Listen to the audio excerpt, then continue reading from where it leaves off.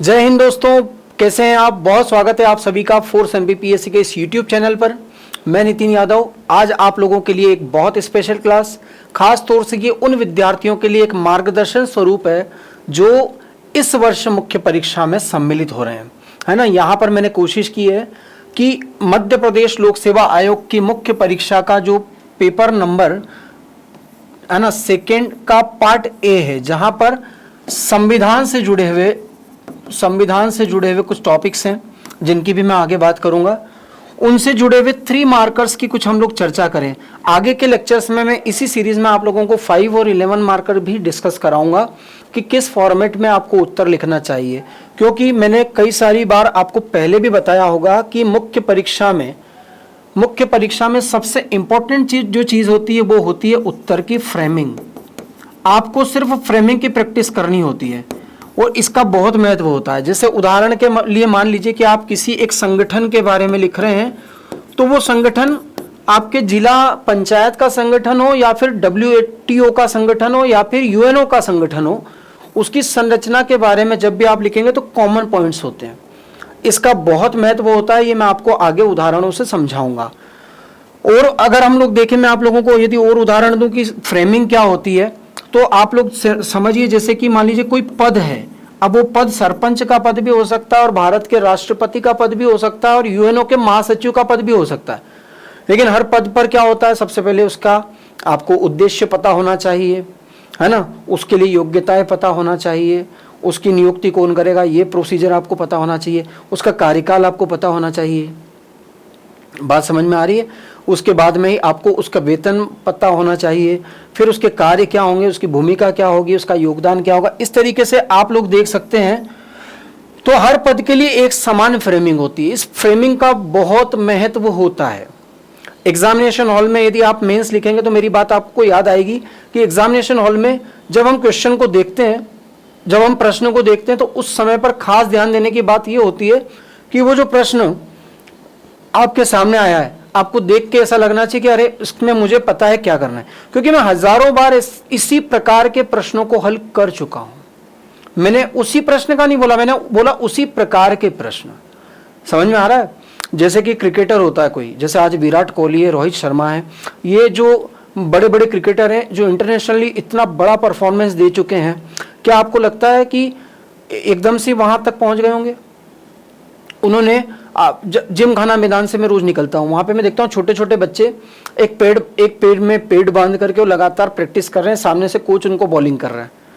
मतलब वो एक ही प्रकार की गेंद को हजारों लाखों बार खेल चुके हैं, तो उनको पता है जब इंटरनेशनल मैदान में उतरते हैं वो उस समय पर कौन सी गेंद आई, बाउंसर को उन्हें कैसे हैंडल करना है और यॉर्कर पर उन्हें कैसे डिफेंड करना है, उनको सब पता होता है। तो यही आपके साथ में भी होना चाहिए कि आप इतनी बार उसकी फ्रेमिंग पर काम कर चुके हो हर प्रकार के प्रश्न पर। जब आप मुख्य परीक्षा में उस प्रश्न को देखें तो वो प्रश्न देखकर आपको लगे कि यार कोई बहुत बड़ी बात नहीं है, तो मैं लिख चुका हूं, बहुत बार लिख दूंगा वापस से। मतलब एक टेस्ट जो आप देते हो ना, टेस्ट सीरीज, उसके जैसा आपको कॉन्फिडेंस होना चाहिए मुख्य परीक्षा में, तभी आपकी अच्छी रैंक बनेगी। दोस्तों आगे बढ़ते हैं, तो चलिए बात करेंगे सबसे पहले कि जो यूनिट नंबर 4 है यहाँ पर, है ना, उसकी हम लोग बात करते हैं। जैसे संविधान का निर्माण, संविधान की विशेषताएं, मूल ढांचा। ये यूनिट नंबर 4 नहीं है, एक्चुअली ये यूनिट नंबर 1 है आपके सेकेंड पेपर में, यूनिट नंबर 1। उसमें ये सब दिया हुआ है। प्रमुख संशोधन, फिर वैचारिक तत्व हैं, यानी कि जिन पर विचार किया जा सके, जैसे उद्देशिका है संविधान की, है ना, उद्देशिका। मौलिक अधिकार, राज्य के नीति निदेशक तत्व, मूल कर्तव्य, फिर कुछ न्यायिक सक्रियता, लोक अदालत और जनहित याचिका। ये हमारे जुडिशरी से जुड़े हुए कुछ टॉपिक्स हैं। तो इन पर 1 बाय 1 हमें 3 मार्कर और 11 मार्कर और 5 मार्कर इनकी तैयारी करनी है। तो चलिए आज कुछ प्रश्नों के माध्यम से बात करते हैं। अति लघु उत्तरीय और लघु उत्तरीय प्रश्नों की बात करेंगे, यानी कि यहाँ पर 3 मार्कर जो कि संविधान और उसके बेसिक स्ट्रक्चर और संविधान से जुड़ी हुई कुछ बहुत बेसिक अवधारणाओं से रिलेटेड है। तो राज्य के से क्या अभिप्राय है, पहला प्रश्न है, और इसके मौलिक तत्व बताना है आपको। राज्य से क्या अभिप्राय है? देखिए जनरली बहुत सारे बच्चों को यह पता नहीं होगा कि जिसको हम राज्य कहते हैं कि जैसे एमपी एक राज्य है, यूपी एक राज्य है, बिहार एक राज्य है, यहाँ पॉलिटिकल साइंस में, पॉलिटी में राज्य का वह अर्थ नहीं होता है। यहाँ आपको बहुत अच्छे से समझना है, इसीलिए मैंने कहा कि ये कॉन्सेप्ट बेस्ड भी होगी ये क्लास आप लोगों के लिए, है ना। राज्य का मतलब क्या होता है? राज्य एक प्रकार की अवधारणा है जो अमूर्त होती है, जो दिखाई नहीं देती, है ना। और यहां राज्य का मतलब प्रदेश से नहीं होता, राज्य के 4 अंग होते हैं जिनसे मिली हुई संरचना, जिनसे मिलकर बनने वाली संरचना को राज्य कहते हैं। और ये अमूर्त होती है। क्यों अमूर्त इसे कह रहे हैं ये थोड़ी देर के बाद में आपको क्लियर हो जाएगा। जिसमें एक निश्चित भूभाग, पहली चीज क्या होती है? पहला जो अंग होता है वो क्या होता है? निश्चित भूभाग होता है। दूसरा होता है उस भूभाग पर निवास करने वाली जनसंख्या। तीसरा होता है सरकार, और चौथा होता है संप्रभुता। उदाहरण के लिए भारत क्या है? एक राज्य है। अब देखिए, जिसको हम देश कहते हैं, राष्ट्र कहते हैं, उसी को पॉलिटिकल साइंस या जो संविधान की जो अवधारणा है उसके अंतर्गत इसी को क्या कहा जाता है? राज्य कहा जाता है, जो सही अवधारणा भी है ना। यानी राज्य के लिए क्या क्या तत्व जरूरी है? ये 4 तत्व, भूभाग, जनसंख्या, सरकार और संप्रभुता। इसको मैं बहुत डिटेल में आपको समझाने वाला हूं आगे। आप एग्जाम्पल में देखेंगे, जैसे अमेरिका भी एक राज्य है, ब्रिटेन एक राज्य है, जापान एक राज्य है। इसके जो 4 मौलिक तत्व होते हैं, आइए उनको डिटेल में अगली स्लाइड में हम लोग समझते हैं। यहां देख सकते हैं आप लोग इनको। देखिए, राज्य के तत्वों की बात करते हैं तो पहला जो सबसे इंपॉर्टेंट तत्व है, तत्व का मतलब एलिमेंट्स का मतलब, इसको संघटक भी कहते हैं हम लोग। संघटक कि किन किन एलिमेंट्स या किन किन घटकों से मिलकर के राज्य बनता है ना। तो उसमें सबसे पहला और अनिवार्य जो है वो है भूभाग, यानी कि लैंड एरिया होना जरूरी है, क्षेत्र होना जरूरी है ना। आप देख सकते हैं, यदि भारत के नक्शे को आपने देखा या विश्व के नक्शे को आप देखेंगे तो सभी देशों का, या इस अवधारणा के अनुसार कहें तो सभी राज्यों का अपना अपना फिक्स निश्चित क्या होता है? एक भौगोलिक क्षेत्रफल होता है, भौगोलिक क्षेत्र होता है। आई बात समझ में? अब यहां पर जब अगर अपन लोग बात करें भारतीय प्राचीन अवधारणाओं के साथ इसको जोड़ें, तो जो कौटिल्य के अर्थशास्त्र में उन्होंने जो सप्तांग सिद्धांत दिया था, सप्तांग सिद्धांत में भी इसमें से बहुत सारे तत्वों को उन्होंने शामिल किया था। सप्तांग सिद्धांत का मतलब होता है कि राज्य के 7 अंग होते हैं। तो यहां आप देखेंगे कि भूभाग और जनसंख्या को मिला के उन्होंने क्या कहा था? जनपद कहा था। इसको मैं थोड़ा सा ठीक कर दूं, जनसंख्या, या ब्लैक से कर दो, जनसंख्या। इसको अपन लोग पढ़ेंगे अभी। अब आइए समझते हैं, दूसरी बात पे आते हैं, क्षेत्र। क्षेत्र का मतलब क्या होता है? कि फिक्स लैंड एरिया होना चाहिए।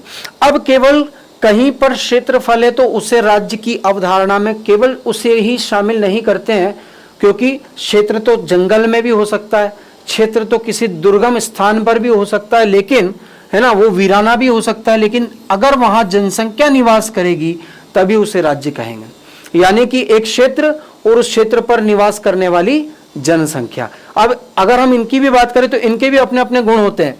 जैसे वो जो क्षेत्र हो वो प्राकृतिक रूप से संपन्न हो, यानी कि वहां पर खनिज, नदियां आदि प्राकृतिक संपदाएं ये सब पाई जाती हों, है ना। वहां पर वहां की भूमि उर्वर हो, जो चारों ओर से भौगोलिक रूप से सुरक्षित हो, ऐसा भूभाग होना चाहिए। जनसंख्या की बात करें तो जनसंख्या भी वहां पर होना जरूरी। जनसंख्या स्वस्थ होना चाहिए, ठीक है। जनसंख्या शिक्षित होना चाहिए, और वर्तमान समय में जनसंख्या स्किल्ड होना चाहिए, यानी कि कुशल होना चाहिए भाई। तभी जाकर के राज्य की प्रगति में वो जनसंख्या योगदान दे सकती है। अगली चीज है सरकार। यदि किसी क्षेत्र पर रहने वाली जनसंख्या तो है, लेकिन उसके बीच में अराजकता फैली हुई है, कोई ऐसा संस्था नहीं है जो उनको नियमों में बांध करके रख सके, तो उसे भी राज्य नहीं कहेंगे। इसीलिए जरूरी होती है सरकार, है ना। सरकार के 3 काम होते हैं। इन भूभाग पर रहने वाली इस जनसंख्या के लिए कानून बनाना, उनको लागू करना, और उनके आधार पर न्याय की व्यवस्था करना। ये 3 काम होते हैं जिसको सरकार के काम हम कह सकते हैं। अगली जो चीज है वो है संप्रभुता। अब ध्यान दीजिए, कि राज्य की अवधारणा तब भी पूरी नहीं होती जब वो तीन तत्वों यानी भूभाग, जनसंख्या और सरकार यानी चौथा तत्व भी होना जरूरी है और अनिवार्य रूप से होना जरूरी है। यानी कि संप्रभुत्ता का मतलब होता है कि ये एक ऐसी विशेषता है, एक ऐसी अवधारणा है जिसमें अपने आंतरिक और बाहरी मामलों में, आंतरिक और बाह्य क्षेत्र में सारे निर्णय हम ही स्वयं ले सकें, है ना। 15 या कहना चाहिए 26 जनवरी 1950 के पहले ये तीनों चीजें तो थी, लेकिन प्रभु सत्ता नहीं थी दोस्तों, है ना। आप देखेंगे कि भूभाग भी था भारत में और आज से ज्यादा बड़ा भूभाग था, पाकिस्तान भी हमारा था, बांग्लादेश भी हमारा था। जनसंख्या भी थी उस समय पे 30-35 करोड़ जनसंख्या थी। सरकार भी थी, पहले ब्रिटिश सरकार और बाद में भारत की अंतरिम सरकार भी थी, लेकिन प्रभु सत्ता नहीं थी। ये कब लागू हुई प्रभु सत्ता? ये 26 जनवरी 1950 के दिन, जिस दिन भारत गणराज्य बना, उस दिन भारत में जनता को और भारत सरकार को भी संप्रभुता, सॉवरेंटी मिली, यानी वो अपने आंतरिक और बाहरी निर्णय खुद ले सकते थे। उस पर किसी बाह्य सत्ता का, बाह्य शक्ति का किसी प्रकार का कोई नियंत्रण या दबाव नहीं होता था। तो इन सब आधारों पर हम कह सकते हैं कि एक राज्य की अवधारणा पूरी होती है। और यदि आप बात करेंगे तो वर्तमान आधुनिक जो भी राज्य हैं उनमें ये चारों जो चीजें हैं वो आपको बराबर दिखाई देंगी। इन चारों से मिलकर ही जो संरचना बनती है उसी को क्या कहते हैं? हम राज्य कहते हैं। तो अब अगर 3 मार्कर में आता है तो आप सीधा ये जो डायग्राम आपके सामने है ना, ये ऐसा चित्र बना करके भी आप सीधे तौर पर एक लाइन लिख कर ये चित्र बना देंगे सीधा, तो भी समझ में आ जाएगा सामने वाले को, है ना। अब यहाँ जो शब्द मैंने दिए उनको ध्यान दीजिए।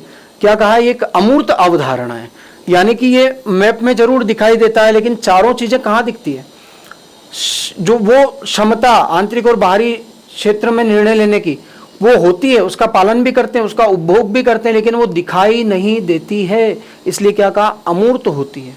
जनसंख्या जरूर दिखती है, लेकिन सरकार का स्वरूप भी कुछ भी हो सकता है, वो दिखाई दे सकती है, लेकिन ये चारों अंग चूंकि अमूर्त होती है व्यवस्था, इसलिए इसको अमूर्त अवधारणा कहा है। राज्य एक अमूर्त अवधारणा है और इसमें 4 चीजें होती है। इस तरीके से आप लोगों ने ये इतना यदि कवर किया, समझाने के तौर पे तो मैंने आपको पूरी बात समझा दी, तो यहाँ आपको 3 मार्क्स पूरे मिलने की संभावना बहुत ज्यादा होगी।